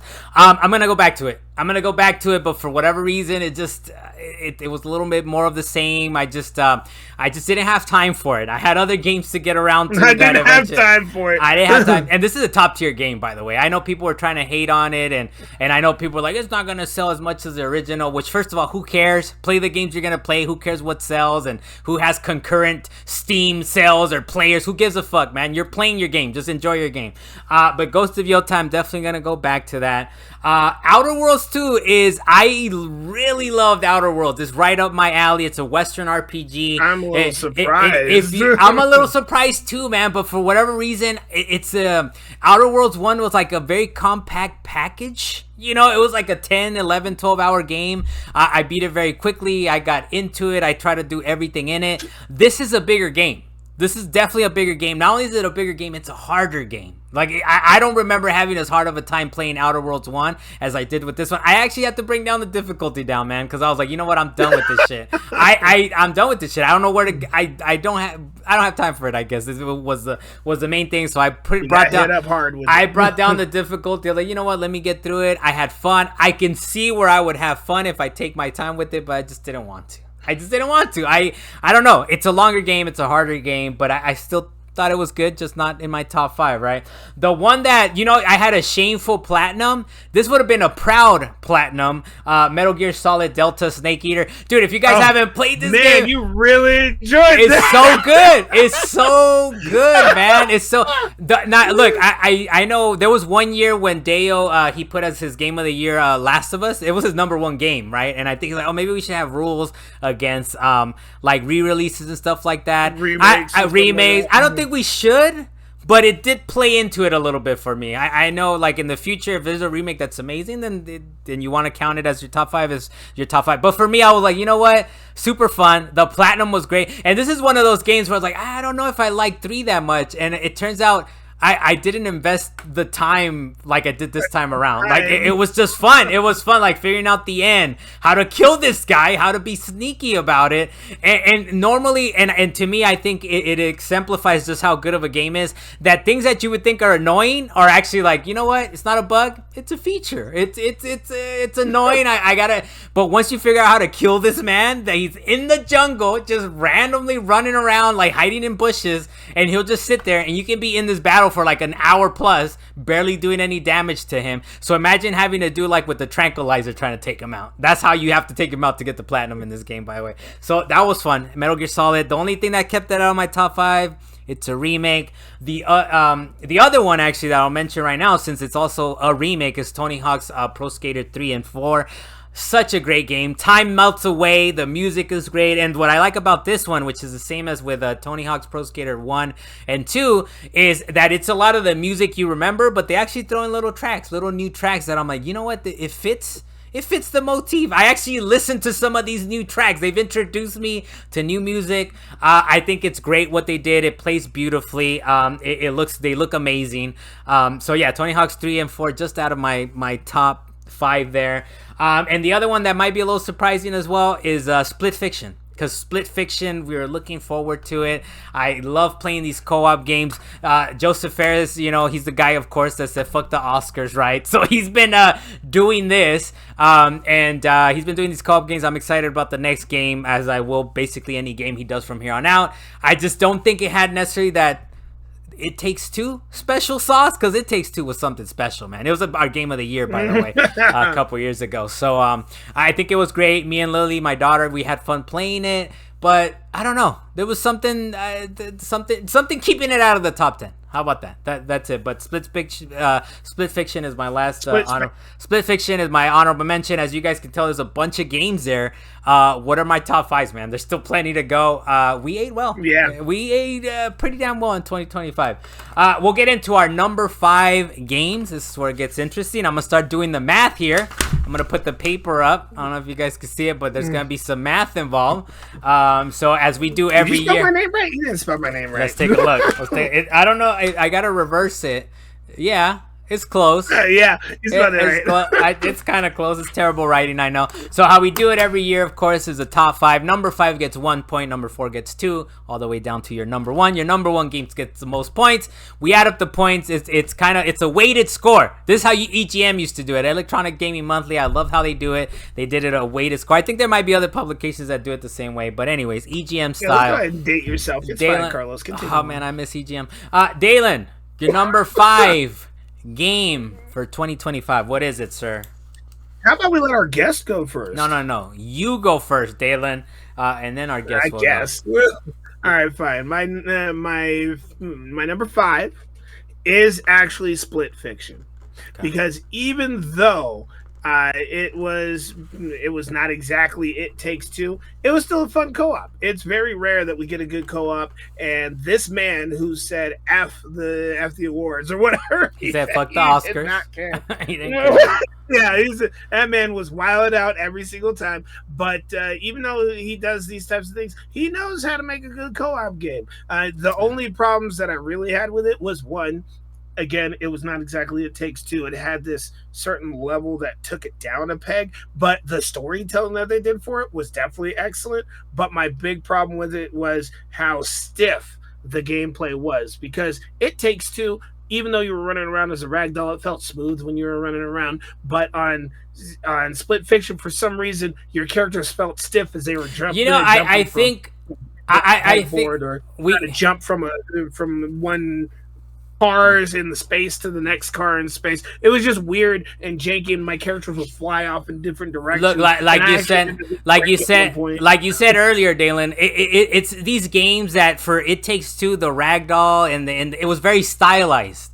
It didn't have to have the most graphics because it was very stylized and beautiful, and it fit. I think with this game, it seemed a little more sterile right? Because it wasn't like stylized. It was trying to do more graphics, even though it's like that's not the they don't have the money for that. That's not the studio that this is, you know. So I think maybe that's what I think brought it down a peg for me too, personally, was the fact that it wasn't as cute. I guess even though that one was based on divorce and this one was a cuter story, it wasn't as cute. I don't know if that makes sense. I feel like it was maybe more sterile. This one was based on trauma. Yeah.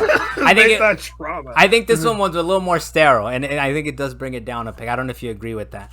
But anything else on Split Fiction, Dalen?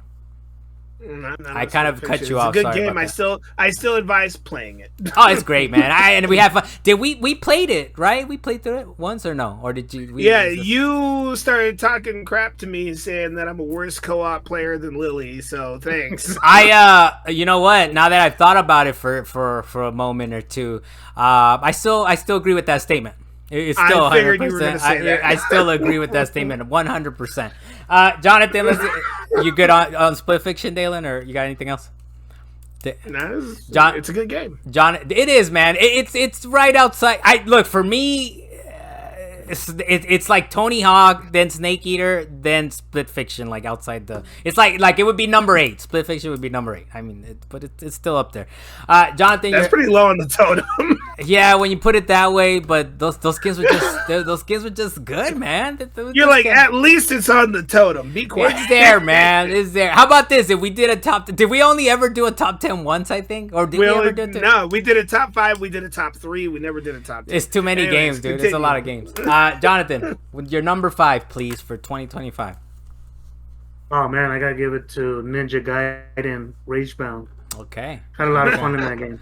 Okay. Soundtrack, the little devilish bosses.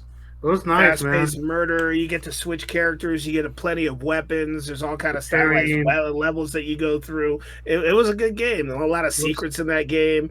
Trying to platinum it was not the business for me. I was not going to do that. Did you not? I didn't do it either. Dude, it's doable. It's doable. I beat it once, and it was a great experience. It was amazing. You know what? Spoiler alert. I probably should have put it in my honorable mentions. It's not even in my top 5. Spoiler alert. It's not, and that's not to say it doesn't deserve to be. I don't know. But it was a you great didn't even game. put it anywhere on your list whatsoever. It's nowhere in my list. It's not there. It doesn't mean it doesn't deserve to be. It probably should have taken an honorable mention, to be honest. But all right, there you go. Yeah. You have added it to your honorable mention. Yeah, I would have put it because it was an excellent game. I mean, enough to platinum. This is a hard game, man. I will be honest. To do the platinum, you just put all the assists on, man. That's all you do. Like you just put all the assists on. You just go back and put all the assists. They packaged that game very well. Yeah. With the soundtrack, the visuals. It's excellent. It was nice, man. It was fun. It's excellent, man. Dalen, anything else, Jonathan, on that? No, that was it, man. That's amazing stuff. Yeah, I agree with that one, man. It's nice up there. For me, number 5, Death Stranding 2. Death Stranding 2. Death Stranding 1, you guys have to understand, Death Stranding 1 was annoying as shit. Delivering stuff, having to put ladders down, and I was like, you know what, Death Stranding 2, I'm just playing it because it's Kojima, right? It's one of the few auteurs we have in the gaming industry, and I was like, all right, I'll play it. It's a new Kojima game, but it actually convinced me, man. They actually made it fun. The shooting is fun. Like, getting around is more fun. The story is bonkers. It's batshit insane, as it always is.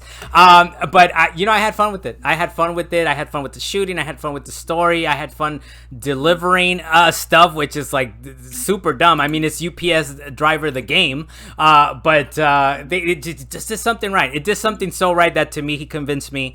Of course, the story is just batshit. The graphics are amazing. They did all the graphics in this, Dalen. Actually, I think out of all my games that I have, it probably did the most graphics. It did the most graphics, all right? Did the most graphics. Death Stranding 2. If you're someone that wants to see top of the line graphics, story, it's bonkers, of course, and the gameplay. I mean, you deserve, you owe it to yourself to get into Death Stranding 2. Dalen, we're gonna get into yours. Number 4. What do you got, man? For me, it's got to be Ghost of Yotei, because the game, it by itself, it is an excellent game. It has all the graphics. It's all there. And if you're doing the side quests, it's got a lot of interesting aspects and characters that you get to interact with, just like Ghost of Tsushima. It's one step down from Ghost of Tsushima, because Ghost of Tsushima is the original G. This one, it's got that basic story of a person out for revenge against a couple of people, but when you're actually doing everything else, it is still an excellent game. Lots of stuff to do, still super fun. They give you extra moves that you get to work with. It's just a fun game. You also get little assists from a wolf that gets to kill people with you. That's nice. Did you maybe that's what it was to me, to put it in the not outside the top 5 is just, it's a little more of the same. Not that it's bad, but it was a little more of the same. Did you beat it, Dalan, or are you still gonna go back and? I have not beat it. I'm I've gotten there's small spoiler. There's 6 guys that you're supposed to kill in the game. The 6 main guys. Dalan, I have killed 2 of them. Okay. All right. It's a long game. It's a long game, but it's a great game. Yeah, that's one. It might be my game I played in whatever year next year, man. But that's a good one. Fine. You got to go back to it at some point. I got to go back to it. It was just it's good. The graphics, like you said, it had the most graphics and everything. You're right on that. Jonathan, what's your number 4, man? Number 4 for 2025. Number 4, I got to go with the people that said here's a dub set, $20, pick it up. Silk Song. Okay. Oh, he brought it back. Yeah. They just said, he said, I beat this game. Yeah. $20, come get this product. It was hot. I couldn't download it as soon as it came out. The internet was crashing. Sad about that. But you played through the entire thing and enjoyed it the whole way through. For $20, I'm almost at the end of it. So, oh man, amazing stuff for $20. Yeah, but you're gonna go back and beat Hollow Knight, the first one, though, right? Yeah. I will go back. I mean, look, I actually hadn't thought about it, but yeah, when it dropped 20, the fact that they said $20, here you go. Like it's like, especially if you're a fan of that franchise, if you're a fan of Metroidvania and hard as nail gameplay or whatever, of course, $20 is a no-brainer. Right? It's just, and people were upset. Developers came out of the woodworks and like, what the fuck is this? Why are you guys charging $20? Like, cause but the thing is, it makes sense to charge $20 when you're going to sell 15, 20 million copies, right? But if you're a developer team, right? Yeah, it's super small team. Like, and they didn't even crunch or anything. They even were proud of it. They're like, we didn't even crunch. We brought it out when we had to do it, and it's $20. But it makes sense. It's one of those economies of scale type, or just volume, I guess. I don't know the technical jargon, right? But it's one of those things where if you sell 15, 20 million copies, $20 makes sense. But the other developers were upset. They'll never hit 10, 15 million copies. They might hit 2 or 3. So, you got to charge $30 or whatever it is, right? So they had a right to be upset, but at the same time, as Silk Song, the developer said, fuck y'all. We're still going to do this. We're too hyped. Let's do it. We do not care. $20. Have it. So, but yeah, I mean, it's incredible. It's one of those stories you don't really get. It's a feel-good story. And it adds to the, to the story of the game. So you're number 4. All right. Anything else? Game about insects. That sounds like fun. All right. Anything else on that one, Jonathan? You're just going to go back and beat it, right? That's the plan. Yeah. All right. So my music, nice. I mentioned it before. My number 4 is Doom: The Dark Ages. This game is just pure joy, pure arcade action and fun. I couldn't put it down. It's just an incredible game, and like I said, I mentioned it earlier, but the fact that they've kind of gone from game to game and they've reinvented it. They've reinvented it. Like maybe the first 3 Dooms or the original Dooms were kind of similar. Doom 3 was kind of all right? The original Doom. But, starting with 2016 and then Eternal and then this one, the fact that they're like, you know what, we're going to go to the Stone Ages. What? Okay, we're gonna jump around. No. You're just gonna be in an arena. It's an arena shooter. You're gonna have all these guns. But what if I run out of ammo? Don't worry, we got more guns for you. Don't even trip. We got you. It's such a great game. I just had so much fun with Doom Dark Ages. Not only that, but it was on Game Pass. So not only that, Dalan, I don't care about achievements, man. I've long Carlos, you okay? I've long since stopped caring about achievements. I platinumed this game through achievements or whatever. I got all the achievements. I was like, you know what? I don't care about achievements. I just want trophies in my life. I was like, fuck it. This is too fun. Let me get all 1,000 achievements. And I got all 1,000 achievements. And I was like, let me move on. This was incredible. So yeah, number 4 for me, Doom: The Dark Ages. Dalan, what we got for you for number 3, man? For my number 3, and unluckily for you, you never actually continued on with me, but Borderlands 4. There was something that the creator said that pissed off a lot of people right off the bat, and people didn't want to buy it. But then I played the game. I was like, all right, there's a reason why he was touting this so high. He was very big headed about it because he did something good with this game. No, it's not Borderlands 2, but it's definitely not Borderlands 3. It's actually a good game. It's like on par with Borderlands 1. But you know what? I will say this: you had to. It's a sneaky, like, big time deal type of game. It sells like 10, 15 million copies, like Silksong at $20, but they're charging 60, 70 for Borderlands, right? It's a sneaky little, like, multi-million-dollar selling game. It's just it doesn't really blow up that much. But you convinced me a little bit. I don't know if it convinced me, not even as an honorable mention, not even as a top 5, but playing it co-op and the fact that you kind of taught me, all right, Carlos, do this, do that. But it also counts against the game. That was like, dude, I should have known this through the game. Like, this is how you have fun with inventory. They do tell you this. You just don't like to pay attention to it sometimes. They didn't do it well enough. enough. Like, all right, I'm just going to do it because it's a co-op. And yes, it's a fun game to just go in and shoot things. It's not my fault that they don't explain how to inventory the game better. It's not my fault. But if you have someone like Dalan that helps you out a little bit, I'm kind of like, okay. It's still whack. The fact that you got to look through 20 fucking guns every like 2 minutes is terrible. It's not great design, right? Because they're like, we have all the guns. You but yeah, get a lot of guns. You get a lot fast. They drop a whole lot. And guess what? And you're like, is it good? It's blue, but I'm looking for gold, and then the blue one is better than the red one? I don't understand how that worked. Anyways. You get the most guns, Dalan. You get the most guns in this game, and unlike Doom, that maybe has like 10 guns, each gun is amazing. Doom is like every, like, 100th gun might be okay. So get that shit out of my face, right? But anyways, Borderlands. Borderlands. I don't know what I said, but Doom. Doom. You said Doom every 100 game. No, Doom every it has like 10. No, I'm saying like Borderlands has a whole bunch of like guns, and they're all trash. And they're all trash. So you get a lot of fodder. You get a whole lot of fodder through that game. You got to weed through you got to sift through the weeds in order to find the good gun. All right, Dalan. Look, I'll get back to it with you, man. Whatever. All right. It's not in my top anything, but we'll play it. So Borderlands 3. What are we at? Threw me off, Dalan.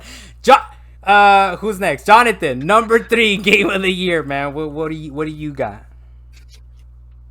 You know what? This is just going based off a nice console launcher. Just before, like, they're like, you know what?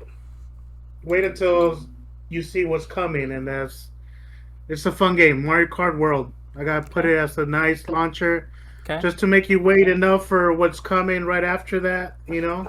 Yeah. It's a fun game to release your console with, you know. Now, do you still play this game? Are you pretty active on it still, or did you put it down? Here and there, I'll go back here and there. Okay, all right, but you still have fun with it. I it is fun. That's also not anywhere near anywhere of my top 5s or nothing. Anywhere, it's not on your totem at all. It's not a bad game though. It's not a bad game. It is a pretty decent game. I mean, it's a stacked year. It's a stacked year. Like, as soon as that came out, something else came out. Yeah, I heard that for Mario Kart World that a bunch of people were mad at it for some reason when it first dropped, and I couldn't understand why so many people were upset about the game. I'm just a fan of Mario Kart. You give me tracks and a gold trophy to head for. I'm down to play that game for the longest time as long as the mechanics aren't messed up. I will play that all day. People are. It is a little slower, I think, but like I said, it would have to take a Mario Kart master like yourself, Dalan. By the way, by Mario Kart master, what that means is don't play with Dalan. You will get destroyed. Do not play with Dalan. All right, that's my number 1 rule. Never play Dalan at Mario Kart. But no, I mean it is a little slower, but people are doing crazy stuff in it. So I think it's but being as much of a Mario Kart fan, Dalan, where's your Mario Kart world? All right, being the Mario Kart master that you are. What's going on here? I just don't have a Switch 2, but I'll tell you what, I was just playing Mario Kart 8 just a couple of days ago. My nephew came up, and you'd be surprised of how good the battle mode is. They upgraded the heck out of it, and you're playing 4 people on a screen, and then the rest of the AI is out there, and it's just chaos. Are you talking about 8 or are you talking about World? I'm talking about 8 because I haven't played World. But Okay, now we're talking about old stuff. And I guarantee. Now we're talking about hey, old hold stuff. up. I guarantee that they left that chaos in Mario Kart World. So, Jonathan, if you haven't played Battle Mode in Mario Kart World, try it out just to see how nice it is. They do some good modes in it. I like the mode that they added where it's what's a knockout mode. I like knockout mode. Knockout mode is kind of nice. Yeah. Try their battle modes. They will surprise you. They've gotten better than what they used to be. Anything else on Mario Kart World, Jonathan? No, that's about it. All right. So number 3 for me is Jonathan mentioned it earlier, Frictionless, and of course it's great that way. Donkey Kong Bonanza. That game, I was looking forward to it, but I was like, okay, this is the next game. This is the second game, like you were mentioning. Mario Kart World is a nice little system console launcher exclusive, and then the very next game was supposed to be Donkey Kong Bonanza. I had so much fun with it, man. I thought it was gonna be just like, all right, I'll be entertained a little bit, but nah, man, it convinces you. You want to destroy the crap out of everything. The bosses are very creative. All the different modes that you get into, as far as like your costumes and everything else, everything has its own purpose. I had a lot of fun with it, man. I mean, you're just going down to the core of the planet, just having fun all the way down there. It was just it's very, very nice game, very frictionless. It's definitely up there for me, Donkey Kong Bonanza. And we'll go for our number. What do we got next, Dalan? Number 2. We're on 2. Dalan, what's your number 2? My number 2, because it was by itself hyped up, then it dropped, and the hype lived up to the game itself, and that was Silent Hill F. Silent Hill F was excellent through and through. It was just a good game because it was a fresh take on the Silent Hill series, as it were. It was a fresh take on the Resident Evil series, for that matter, just the horror genre. Don't get me wrong, there's plenty of good horror games out there, but a mainstream game that was stagnated for the longest time before Silent Hill 2 remake dropped, they came back and said, you know what? We're just going to make one that's not numbered, and we're going to do what we want with it. And they said, let's put it in old school Japan era. Well, I'm saying old school Japan era, but it was more like the 60s or something like that. Yeah, that's kind of like but in the but it was an excellent way to make the game. And it kept all the horror aspects in it and improved upon a lot of it. And it was fun to fight some of those newly created monsters and dolls that were in there. You weren't necessarily fighting nurses once again. It was a fun take on what Silent Hill is. So now that, what was it, Silent Hill Townfall is going to be dropping, people are more excited for that too. Yeah. So they did a good offshoot and brought the series back, and I think this was a great one. Dalan, this game also is like outside of everything. My top 5s, my honorable mentions. It's not even on the list. No totem pole. It was all right, man. It was all right. Like I played through it. It was cool. And I love Japan. We're going to Japan in a little while, so I kind of love everything to do with Japan. You don't love Japan enough. Don't got Ghost of Yotei up there. You ain't got Silent Hill F. That's up just there. the reality, Let's man. throw off everything that's anything Japanese culture. That's just kind of how it is. That's just kind of how it is sometimes. But yeah, I did play through Silent Hill F. I think. It was all right. I mean, it was fine. I like Silent Hill 2 better. I like the remake. Definitely the Resident Evils. But I did play through it. It convinced me enough that I was like, you know what? I'll just tinker with it. I'll mess with it. But no, I saw it through. I saw it through. It's disturbing. It's a very disturbing kind of game. Like it's very graphic. I don't want to spoil anything, but there's some like torture scenes that is like, bro, this is a lot. Like there's a lot going on here. Okay, Dylan. All right, I see you there. I'll see you at the Silent Hill F. Not my favorite, but okay, number 2. This will be interesting, man. I don't think nothing's adding up to nothing right now. So, Jonathan, number 2. Nothing's added up to nothing.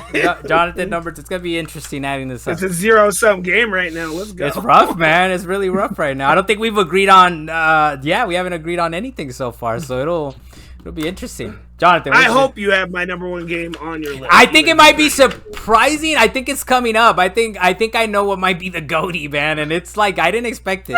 Or well, you know what?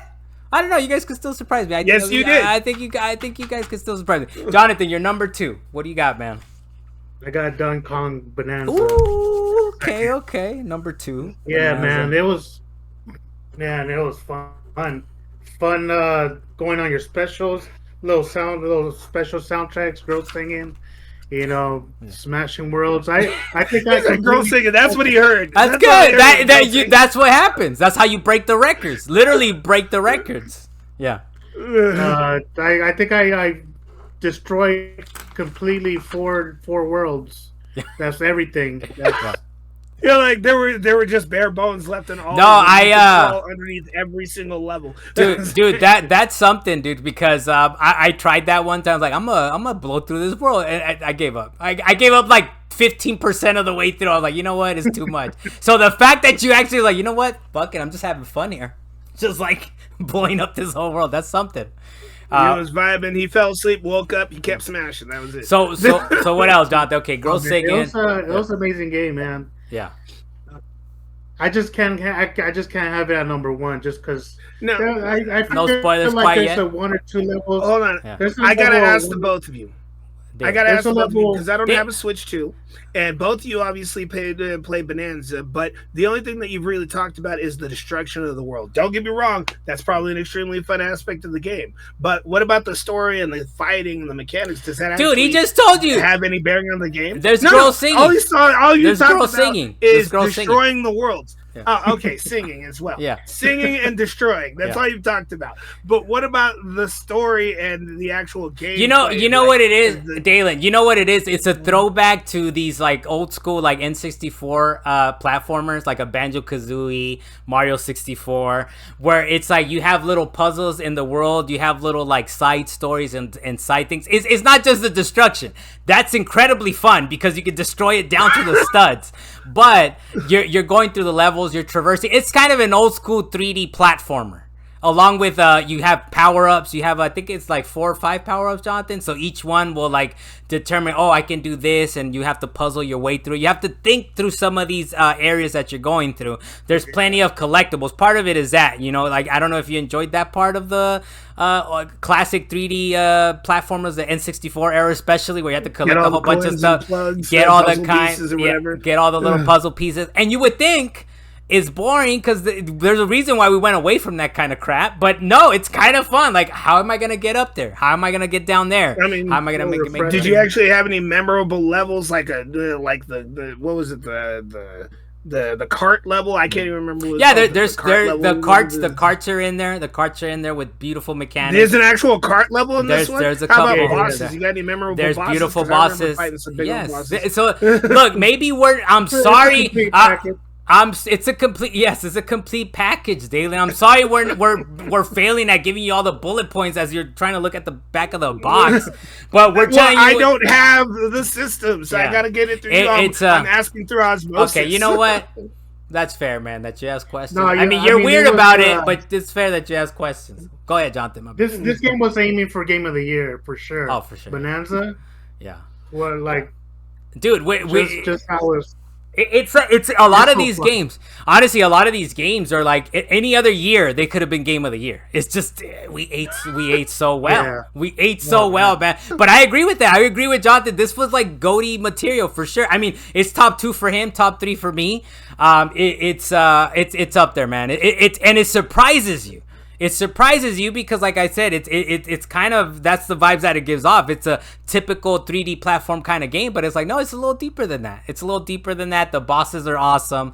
Every boss is kind of a memorable boss that you get into. I just don't want to spoil it for you, Dan. I'm sorry. Go to YouTube and look up all these boss fights if you really want to see each one. But other than that, they're no, I don't want to see them all. Jonathan, sometimes you get those super memorable bosses. You got Sephiroth, King Croc, Meta Knight, and all these other things, but you didn't say anything about no enemies in the game. You didn't say nothing about the levels. The enemies are there. Rocks and the enemies are there. I was like, I'm getting no context of what this is. The enemies are there. Dalan, okay, if that's your question, the enemies are there. The bosses are there. All of that is there, man. All of it is there. But none of them are memorable enough for you to talk about. You can just talk about destruction. No, they are, but I mean, it's like you don't want to spoil it. It's just a beautiful experience. Once you get to experience it, Dalan. Once you get to it's pretty nice. Okay, what do we got? Once you know, you know. Once you know, you know. What are we at now? Dalan, you gave yours. I get my number 2. Am I up here? Or no? Dalan, did you do your number 2? Your next number 2. I did get my number 2. We're on number 1. We're on number 1. I haven't given my 2. I haven't given my 2. Yeah, give your number 2. Yeah, now I'm blurry. Thank you, camera. I don't know how this works, the auto blur or whatever, but that's fine. Yeah, Get away from it. Is that what it is? Get away. I don't. It's not even working, man. Whatever. Just hear my voice. Yeah. So my number 2. No, move your microphone. That's what it is. It's focused on your microphone. Okay. I don't know. Whatever, man. And okay, whatever. Anyways, my number 2, Dalan. We've talked. You guys have talked the most shit about it, but I don't care. Metroid Prime 4, man. Metroid Prime. If it wasn't for the number 1 game that I have on here, trust me, Metroid Prime 4 was like front runner for Game of the Year. I was thinking like, why? Who is not thinking this is like the greatest thing since sliced bread? I literally was like looking for it. It's like I can't just be convinced. I have to like I'm seeing it, and it's yes, I agree with what you guys said. The desert thing is some bullshit. It's some straight up like, why is that even there? I understand that. I get it. It is bad. The scanning thing is too much happening. It is bad. Dalan, I'll even agree with the whole little the things, the little green things that you have to go pick up. I get that. That's a lot. That's some bullshit. At some point, yes, it's a point where you're like, bro, I can't progress. I can't move on until I pick up all these little specks that are randomly throughout the desert, our favorite area. But guess what? The 4 corners or the 5 corners or whatever it is of the world, amazing, man. The graphics are incredible. The detail that Retro puts in their games that they've been doing since the very first Metroid. By the way, I think I've mentioned before, but my number 1 game of all time is Metroid Prime 1, so maybe I'm a little biased. But I thought it was Skies of Arcadia, but that's fine. That's up there. But no, Metroid Prime 1, dude, just it doesn't beat Metroid Prime 1. 4 doesn't. I think it might be next. I think it might be Metroid Prime 1, then 4, then 3, and then probably the one that you're corrupted with whatever kind of bug in 2. But no, I mean, to Dread. me... No. I'm talking about the Metroid Primes. Dread it's incredible in its own right, by the way. Those are 2D. Oh, man, the 2D games are amazing. Yeah, the 2D games. Amazing. The 2D games are amazing in their own right. Right, Super Metroid. I mean, go back and play that, Dalan, just to see how amazing that is. But as far as the Metroid Prime, Metroid is definitely. but as far there you go. There's a Dread dude.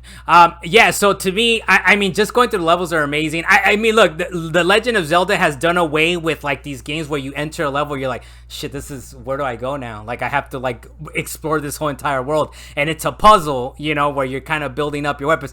Those parts, if they have put it together, potentially it could have been my game of the year. But yes, the desert and the specks in the land kind of ruined the experience a little bit. But other than that, every level, every biome, every like area that you go to is just incredible. It looks incredible. It's a little weird, the bike that Samus has when you first see it. It's a weird looking type of bike. You get some nice upgrades for it and your suit. So it's just up there, man.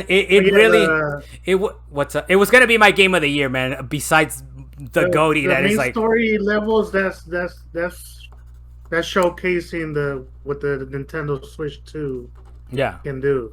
Yeah. Oh yeah. It was amazing. Except for those loading screens. I still hate the loading screens. I know I played the game on Switch 1 and I hated the loading screens. Do you still have the loading screens on Switch 2? You have them, but they're not like super long. Like, dude, I'm from what I understand. I would go from one area and then if I forget something, I gotta go back, and you're back on that bike, watch her drive through that tunnel. I'm like, From what I understand, the loading is stark. The differences are stark. As far as like Metro Switch 1 and 2, but no, man, I mean, this would have been my goal, as Bananza would have been, as these other games that we mentioned already could have been in their own right. Had they been released over time, they would have been their own goaties. But so to me, Metroid Prime, and I had to look for faults in it, man, because I was like, I can't be convinced by it. I have to look for faults. The desert, the specs, definitely big faults. But what they put there, and the fact that Retro put it together, trust me, this was a Nintendo thing. This was a Nintendo thing that was like, it's open world. We want to release an open world game, and Retro were like, this is stupid. But we'll keep the open world part of it. Jonathan, what were you Go ahead, say? Jonathan. My bad. Go ahead. I feel like that's what it was. Like we were eating so well. Like we want these games where I want to spend as little as time as possible to move on to the next. Because it was a heavy year. It was a really heavy year. Yeah. I mean, and the Frictionless too. We could have given it to a bunch of games this year, so they did pretty damn well. Yes, we could have. They did pretty damn well this year, man. Everything smooth, fast, fun. That's why to me, I don't know if 26 can compete, man. I mean, we have GTA 6, we have Resident Evil 9, but I don't know, man. 25 was something that was a big deal. That's my number 2. There's gonna be plenty of good games out this year too, and a lot of surprises, I'm sure. So that's my number 2, Metroid Prime 4. I'm looking forward to the next one. I think they're working on another one. We'll see. I mean, they're definitely showing a lot of promise. Dude, it's my favorite. It's my favorite Nintendo franchise, but it's like the third worst selling for Nintendo, or like their worst selling like franchise. I think Kirby sells more. All these other ones like that you would think aren't as big, they're bigger than Metroid. So I'm hoping they're working on something else, and we'll get to it. I'm excited. Yeah, but my number 2, man. But the number 1 really just hit it out of the park. So we're moving on to number 1. Dalan, what is your number 1 game of the year? Now, you got me very much wondering what your number 1 is. And again, I hope it's this, because everybody should play it. I made everybody else play it. They all enjoyed it. And that was Clair Obscur Expedition 33. Dalan. Okay. That game was just beautiful. I don't care if it had a little bit of AI in it. It was so little AI that you could barely tell. Yeah. Hey, man, they got snubbed at the awards because of this little AI bit that they had in there helping them create the game. But it's like a small team of what, like 20 people or something like that making this game. Dalan, okay, a small team of all right. Yes, it was an excellent game through and through. It was beautiful. The music was just soothing the whole time until you got in the battle. Then it wasn't as soothing. It was just good and nice, and it pumped you up sometimes depending on the fight that you were in. And all the characters were interesting. Sometimes they were doing some random stuff, like a big fat man that looks like a doll is just containing wine from it was 17 barrels. It was a trip. You know what? I'll jump in real quick just to kind of keep it going. That's my number 1 too, man. Expedition 33. it was like that's one of the things with like Metroid. I was like Metroid, like I'm saying, this is GOATY. I don't understand how this isn't as good as what I'm looking at. Expedition 33 right from the start, man. Like right from the start, the fact that, I hope it's not spoilery, but the fact that they're like, we're gonna kill everybody right now. Everyone has to go. Who has to go? Everybody has to go. Everybody. It was very HBO. It was very HBO. It was very HBO. You think that you're safe? You're not safe. Your main character say you're running around with him for like 20 hours. He's gone. So it's one of those. The homage is real. Dalan, damn. Oh, I hope people didn't hear that spoiler. Come on, Dalan. That was a big one. That one you threw in there. Come on, Dalan. The other one, the fact that they cover. All right, Dalan. Don't need to repeat it, because what he does, Dalan does this. I'm gonna say it again. It was like, bro, you said it the first time. But I mean, I think it's been long enough. That we should do. But yes, that is part of it, Dalan. You could have said it a little more delicately, but there is a part. There is a part. No, not that much, but the fact that it's like they did. There was the big one where they got a bunch of people, and then a few hours later it's like, we're gonna take this person out, kind of thing, you know. So it's very much like it hits you in the feels, but more importantly, that it hits you with the gameplay, man. That combat, like the fact that you can parry pretty much everything. You can parry everything. You literally can parry everything. The timing is always a little off, so you're like, nah, I'm gonna get him this time. It's like, nope, got me again for the 50th time. I just can't parry this, man. But the fact that you can. But I was like, why do I have a dodge button? I'm just gonna parry. But everything. You know what? It goes to like your gameplay style. You know me. I've mentioned it here on the podcast before. It's like, dude, I just critical path everything. There was a point, maybe once or twice in the game, where I was like, you know what? I just got to go grind a little bit more. But at some point, I was like, you know what? Do I have to grind a little bit more, or do I just have to parry better? And guess what? I parried better all the way through to the end of the game. And I was able to parry better all the way to the end. And I was like, okay. So I think I beat the game at like level 45. And I looked it up, and I was like, okay, what's the recommended level? I was like, you should probably be at 70 when you go up to the last level. And I was like, damn, it was kind of hard. It was kind of hard at like 40 something. There's a lot of. You did that to yourself. That's what you did, girl. There was so much parrying that needed to happen. But it's one of those games where like I don't talk to the games a lot. So when I talk to a game, every single time I parried, I had to do the like, fuck your shit. I hate you. Every time I parried, and the destruction of like when you parried, the like the feel that you would get when you get that beautiful parry and just attack them back. Dalan, how could Metroid Prime 4 beat this game for Game of the Year? Like it's impossible, man. It lost from the first hour and a half. It was gone. And I'm telling you, Metroid Prime 1 is my favorite game of all time. I'm biased. I'm 100% biased. I get that. Metroid Prime 4 I think is incredible. It's the number 2 game. So the fact that this game by a little French team using a little bit of AI, they sprinkled that AI into it a little bit. It's incredible, man. And what are they gonna do next? I need it.